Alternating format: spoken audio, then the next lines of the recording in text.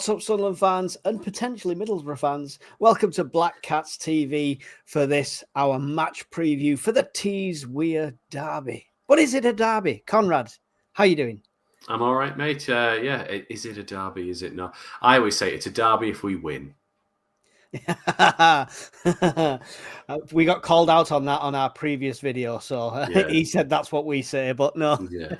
But wait, before we get into that, don't forget, smash subscribe, absolutely free. Hit the like button. Do it now. You've got time. Go on. Excellent. Let's crack on. It should be thought of as a derby, though, right? Do you not think we'd go at it more if it was? I think it's because they're the second nearest team that's close to us is probably why. I mean, if you had Darlington, were an all right team and still up there, I think that would be more of a derby than Middlesbrough, wouldn't you say? If Durham could get their act together. So, and then they'd have the Middlesbrough and Hartlepool derby then, I guess. Yeah, exactly. So, exactly. But yes, we are up against Middlesbrough.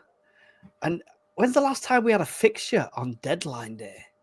I can't remember that happening in recent history. Not in recent memory, I would say. No, it's probably it's definitely happened, I would say. But it's normally that deadline day is a day of the week. Usually, they usually stop on a Monday or a Thursday, somewhere around then. I've remembered in the past they never stop on a Saturday during a weekend of football. I think they must do it deliberately to try and let, if emergency injuries happen in the weekend, you've got a couple of days to just throw money at people and try and figure something out. So it'd be really harsh to do that on the Saturday nights and someone gets someone in, and on Sunday someone gets injured and they go, I'm lucky.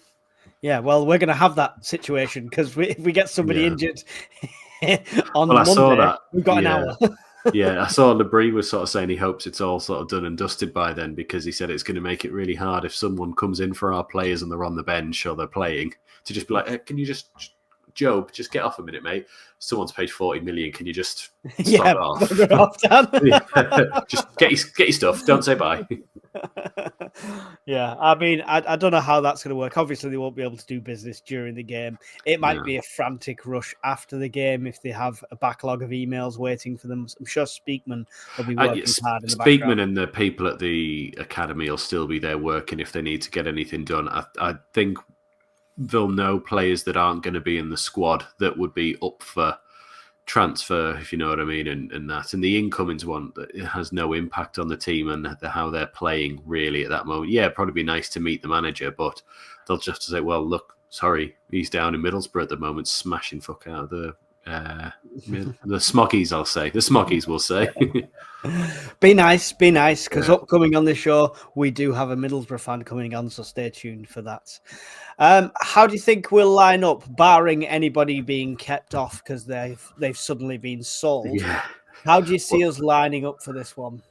I have this feeling he's going to stick with the team that played Plymouth on Saturday just gone. I really hope we see Mayenda in the starting lineup. I think, I know he's our best goal contributor out of all the team this season, and he should be playing. I know that's very harsh on Patrick Roberts, because Roberts is really good for us as well, helps drive us forward, and is a very tricky technical player. But you can't argue with Mayenda's numbers, especially recently, considering assists and a goal against Sheffield United. I can't think of any others, but he has. He played the ball through for Isidore to get the penalty at Burnley. He just seems to have this knack of just finding Isidore, which is weirdly what the others haven't seemed to quite get yet. They don't quite get his runs, whereas it might be a striker's thing where he goes, well, I know where I would be, and this is where I would play the ball into, So I just think he's been great. I think we'll stick with Enzo on the left. I do, which is he's a great player, and he's playing really well out there. He should probably be tried through the centre, but we saw what happened against Plymouth, where he starts just messing about with people in the midfield game when Job was forced to play as a different type of midfielder and Dan Neil was dropped in as a sort of more attacking midfielder, stuff they haven't done for the entire season. It just went, go on then, sort it out. So I think we'll probably see Samed drop back to the bench. I think Neil will take up his position as defensive midfield and the pivot for the defence. I think you'll see Job back as our engine. I think you might see Rig come back in and play as the sort of... Instead of Samed? Yes, but Semed would be defensive mid, and like Rig would be further up. I'm trying to think of the team 4-3-3, and I think so see nothing like the you've basically no. said, I said this like is what I wanted. Completely different. All right, This is what I wanted. I said I forgot that Semed started. Actually, if I'm being completely honest now, it wasn't a debut to remember, but it wasn't a debut to forget. I just forgot him. Yeah. I think we'll revert back to our midfield three. Is probably what we'll Rig, do. Bellingham, and Neil. Yeah. The thing that's brought us to the dance, shall we say? Enzo stay out left. Mayenda should play where Roberts plays, and Isidore up top. If one of those is not named in the squad, is that going to be huge panic stations for they're being sold? Because there's no reason they shouldn't make the squad at this stage, right? If they're not in the squad, that's probably a massive panic, of course, unless they announce, oh, yeah, he broke his leg getting off the bus or something like that. You know? Something like that. The only other option would be if Rig doesn't start, because he's not quite been right since he's come back from his injury, is you put Mayenda in that sort of attacking midfieldy sort of role, but more as a support striker, so that you've got in the him. 10, so you've got the two in the midfield, but you've got the three behind Isidore rather than a three in midfield. Because that's how we played against Sheffield United, and it worked really well. And if we're doing that against one of the better teams in the league, which I'll be honest, Borough are up there, so they have to be considered as one of the better sides in the league. We should play properly, and not try and overthink it. Just go right. Well, let's have a go properly. Yeah. So usually now we would look at the Borough lineup, but instead we're going to get it straight from the horse's mouth from Ma, who has an awesome YouTube channel for Middlesbrough fans and generally for EFL in general. So let's get Matt on. Thank you for joining us, Matt. How are you doing? Yeah, not too bad, guys. Thanks for inviting me on. How are you? How are you both? Good. Excited about the game coming up on transfer deadline night as well. What a night it's going to be. What's your thoughts on it straight away? How are you feeling going in? Are you confident? No, I'm not confident. Not with Borough at the moment. We are a very inconsistent side currently, and you don't know what you're going to get from us from one week to another.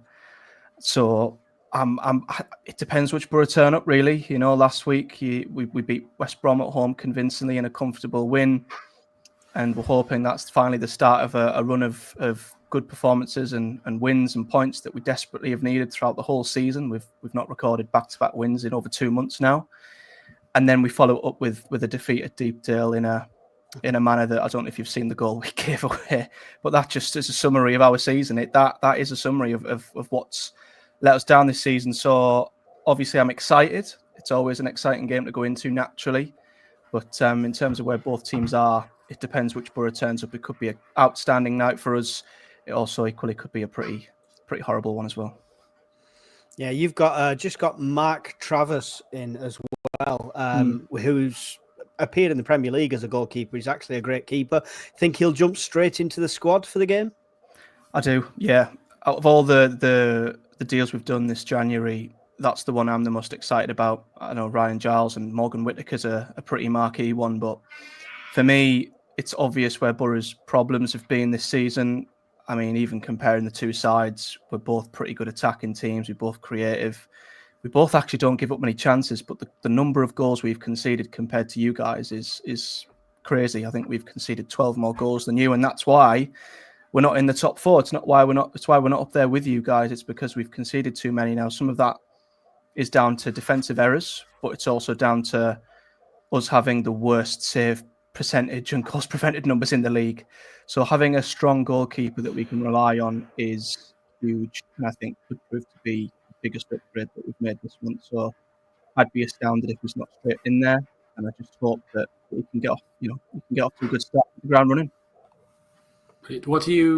So if you think he's coming straight into the team, and I know we've briefly touched on the defensive lapses, shall we say, of certain members in the previous game, do you expect there to be any other sort of changes in the lineup for the game? I think in terms of defensively, I don't think there'll be too many. I think Travers will come in for Glover, just because Glover's meant to be our third choice goalkeeper, but we've got 2 injuries in that position. So it's become a bit of an emergency signing as well because of that. I think we might see Ryan Giles come in to make his first start in his second spell at the club. I think one of the big issues we've had at home this season is breaking down teams that come and sit and defend well. And I think we've brought Giles in to actually do more of the attacking work than defensive work. So I think he'll come in at left back and really try and get down that left-hand side. We'll have Raven, Fry in the middle. I think Luke Ayling's our only fit right back, so he'll be in there. When Hackney and Morris are fit in midfield, there's no one else who we'd have in that midfield. Them two are our best midfield duo and will be in there.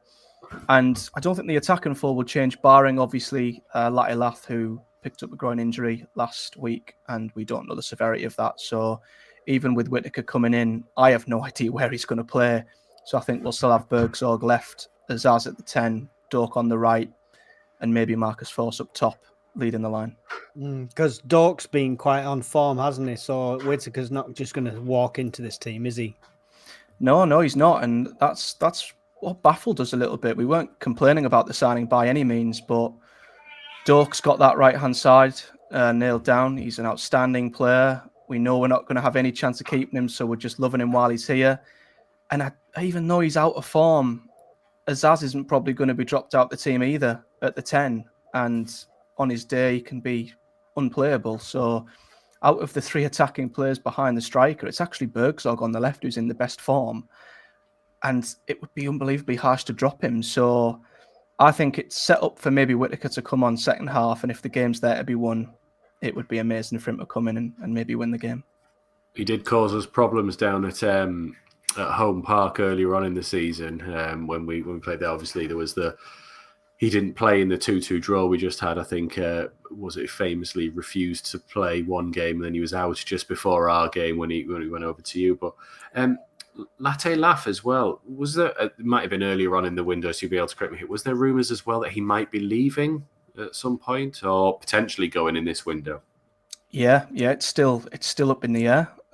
We're 4 or 5 days away from the deadline, and we still don't know what's happening. We had this in the summer.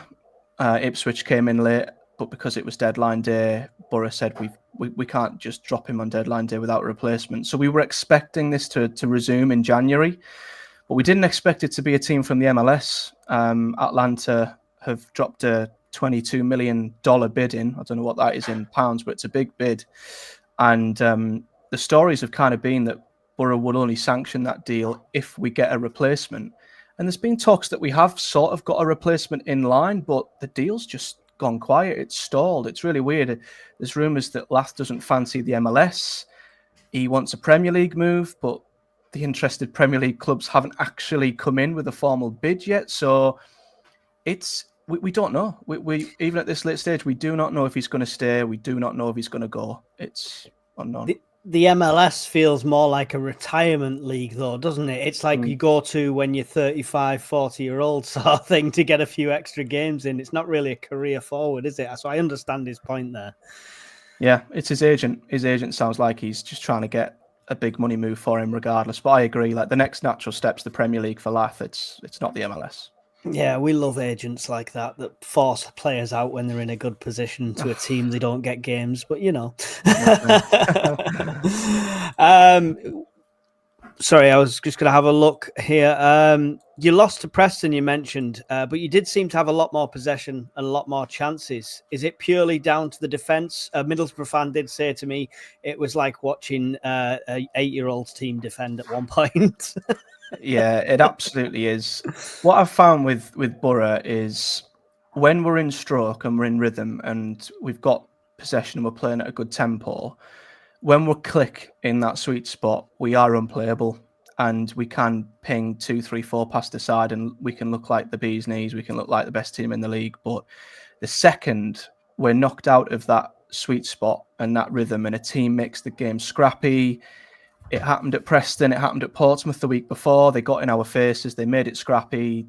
We started losing midfield duels. Our passing was going all over the place, and our tempo dropped. And then it's like we just disconnect completely. So for me, I think what a lot of teams have done at the Riverside and what you guys did at the Stadium of Light, which was a surprise, but I can completely see why you did it, is you sat off and allowed Borough the ball. Because if you close off them spaces and force Borough to start horseshoeing it around the box, left, right, sideways, we just have no answer for it. So although defensively we have just gave away so many stupid goals and thrown away so many stupid points, breaking down really good defensive teams, especially at the Riverside, has been a real Achilles heel that we've had under Carrick for probably 18 months now, and we still don't really look any closer to solving it.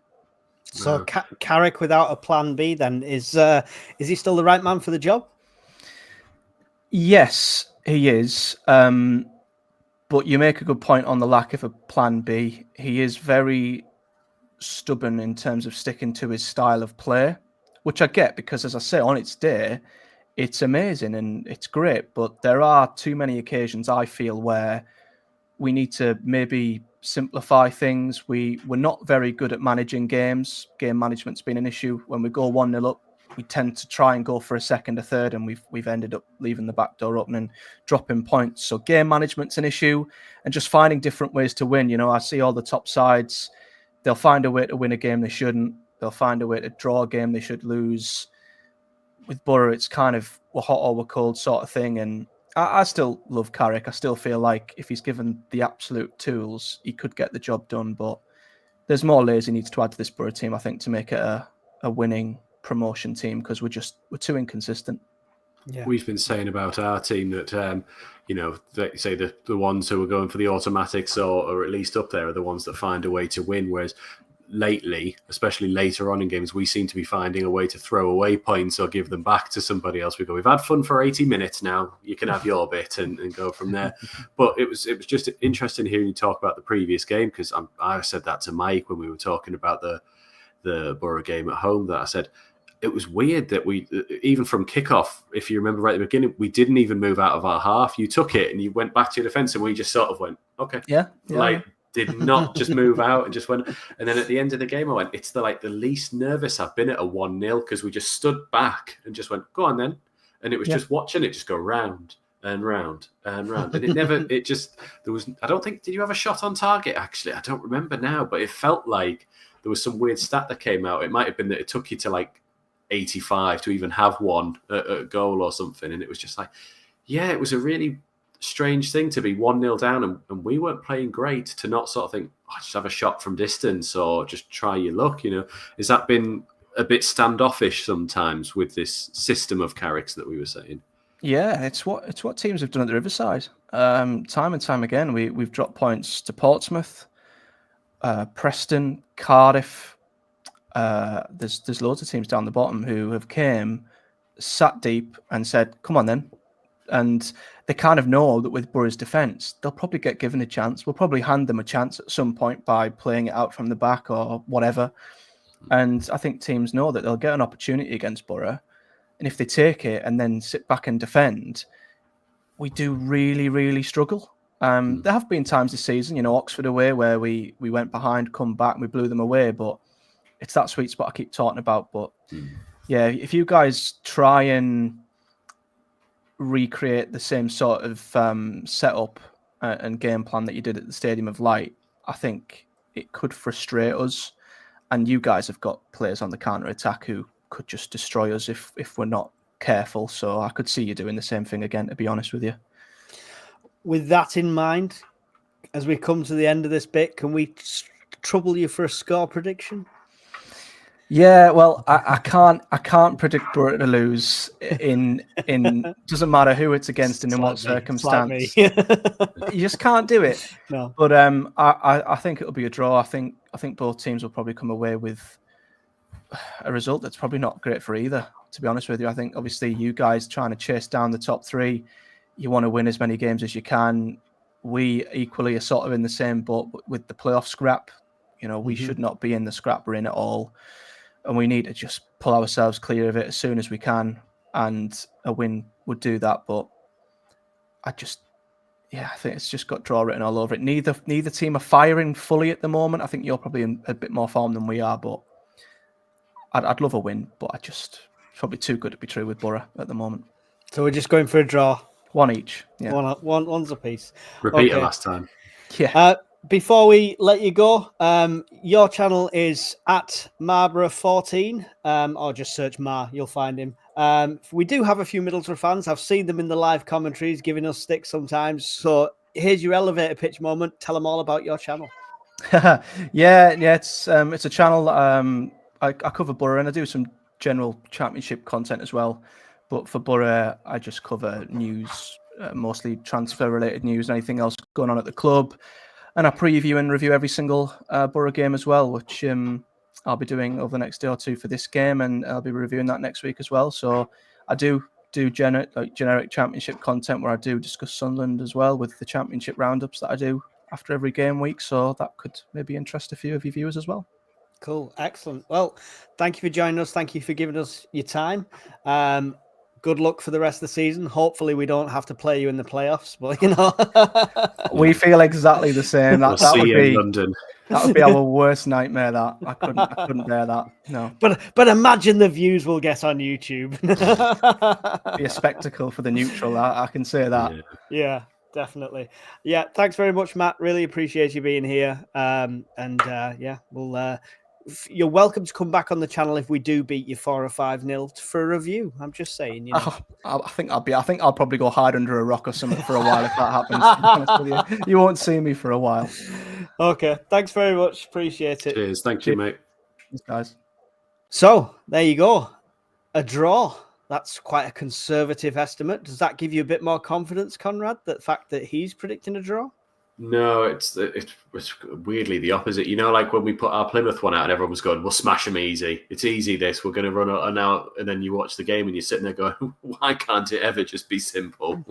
Why are you doing this to me? So I never like going in like overconfident because it's the exact opposite thing that Sunderland end up producing.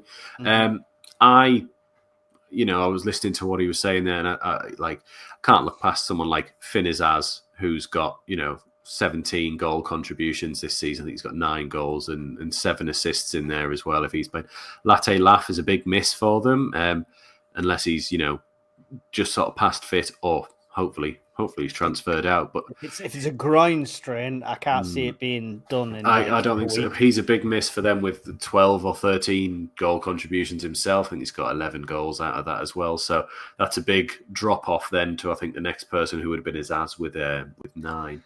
So I'm going to sit there and probably say 1-0. Now, I don't want to sit too long on 1-0 because we don't tend to defend leads very well, as we've seen so far. But I'd love to. I just get the feeling it's going to be a 1-0 Sunderland. 4-0 Sunderland. Every week. Not every week. Yeah. But, okay, there's method to my madness here. When we don't perform against a team like Plymouth, we have a good bounce back. And this is that bounce back game. And Lafie's got something to prove. And Isador's still got something to prove. Everyone's in the shop window for the last time. Yeah. It's funny you say about the bounce back against Middlesbrough because we lost to Plymouth earlier on in the season and the next game we beat Borough 1-0. There we go. Bounce back. But we only drew with Plymouth this time, so now it felt like a loss. Yeah, it felt like a loss. Yeah. Now it's a smash. I honestly, that's my prediction. I mean, every time I do, we end up with the draw written all over us. Hopefully, we don't start going on this draw streak because we desperately need to make them points up, right? Yeah, especially after the bore fest that was Burnley and Leeds on Monday night, where it took 88 minutes for one side to have a shot on target. And honestly, if you're a Burnley season ticket holder, you must be absolutely raging. You've had 6 0-0 draws in the last 8 games. You must hate your life, having to watch that. And I know there was. They already do. They live in Burnley. For their entertainment, of course, was our 0-0 where Trafford saved the 2 penalties. But you're sitting there going oh, funny. Someone said to me the other day, if we're talking about goals, Burnley have conceded 9 goals all season so far, which is obviously very, very low. Do you know what the least number of goals a championship side has ever conceded in a full season? Doesn't have to be promoted, just what's the least number of goals a side has ever conceded? All time, I'm just going to be shooting in the dark. 3. No, it's way more than 9. Okay, go on. 30. 30. is the least. 30 is the least amount of goals a Championship side has ever conceded. And they are a third of that with like 17 games left, I want to say. I can't count. Wow. Like, I mean, that's pretty insane. But I mean, if you look at the top of the table, Leeds 19 conceded, the Blades 21, Burnley 9, us 24. Middlesbrough 36. They just let goals in for fun. This is why it's going to be 4-0. Well, that's what Matt was just saying. That when they fall apart and they concede for fun, don't they? When they're not on song. But they have got a new keeper from Bournemouth. He has had. He's not just been a second string. He's had Premier League appearances for them as well. He's on loan there, so that could give them an edge. Does them having Morgan Whittaker worry you, because he did do well against us? I'm hoping he's not quite ready to start, and they've got Ben Doak, as Matt was saying, on the side, who's been doing really well. But if you remember in the reverse game at our ground earlier on in the season, Dennis Sirkin, Maradona turned him to get away from Ben Doak, and he was never seen in the game again. So hopefully he'll have another little moment where someone will, like 09, will just absolutely rattle him, and he'll just be out of the game for the rest of it and go, I'm not going near them. Mental. I don't know, maybe, but I hope not. Really hope not. I just want a quiet night, 1-0 win. Let's go about our business and get the 3 points in with any little drama. So to leave it there, is that your prediction? Yeah, 1-0. 1-0. Mine's 4-0. Don't forget, guys, we are doing a prediction table, although nobody is on it yet, because we're only doing it for correct score and nobody's got one yet. So make sure you get your score prediction in the comments below. I will take them in the live commentary as well, but that'll be lastminute.com. Get them in below. Also, and is that the one for the Sunderland shirt that we have? Yes. Listen, everything is happening on Monday. Monday is Black Cats TV Day. Okay, so we're giving away not that one that's crusted together with suspicious materials. Don't ask questions. It's a clean, fresh, new one. Shoom, in the packet, extra large, to give away on that evening, as well as live commentary for the Middlesbrough game with me, and then Conrad joining us straight after for a secondary live stream for the last hour of the transfer window. It could be a quiet hour where we just discuss business done, or there could be some last minute craziness. So we shall see. It's going to be a full night of it. Looking forward to it, Conrad? Very much so.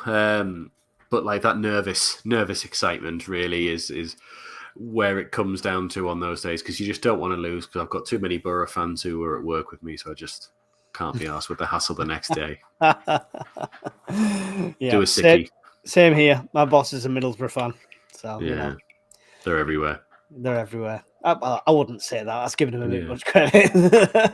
But we did have an awesome Middlesbrough fan on the show tonight. Thank you, Matt, for taking your time out to join us on the channel.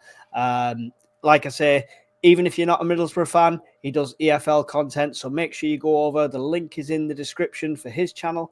The link is also in the description for the video of the transfer video we did that you have to enter the hashtag so you can win that shirt. So make sure you go and check that out. Both them links in the description. Would you like to, any final thoughts and goodbyes, Conrad?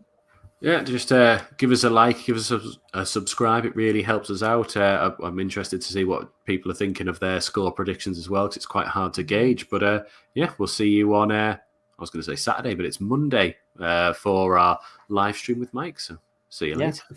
Unless there's any major transfer news, and we'll try and get on before that. So thanks for watching, guys. Like, subscribe, leave a comment below, all the lovely stuff that the algorithm likes, and we'll see you all in another video.